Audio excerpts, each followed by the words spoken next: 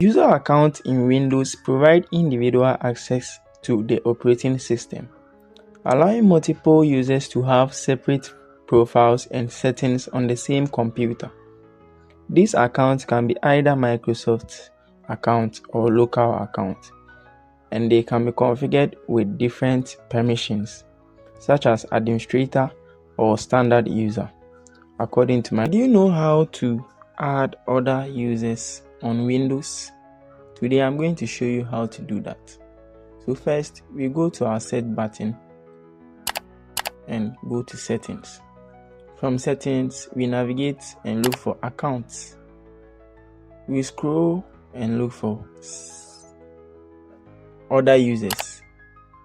From the other users, we can see we have add account. So from the add account, this dialog box opens and I'll set my name. I want to do DYK Plus. So we are just about did you know. If you didn't know and I'm showing you, you enter your password and confirm it. After confirming it, they have these security questions just in case you forget your password. This is an alternative method to use so that you can get into your account safely.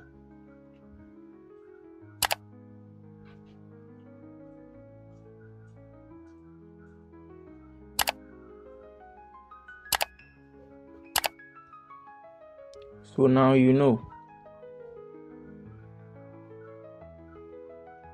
Then what do? Subscribe. So we go to next and boom, we are done with it. So let's just see if what we have done has indeed taken place. So I'm going to lock my computer and we will see if a new user has indeed been added. So we lock it, and when we scroll, you can clearly see DYK Plus is showing there perfectly. So yes, if you enjoyed the video,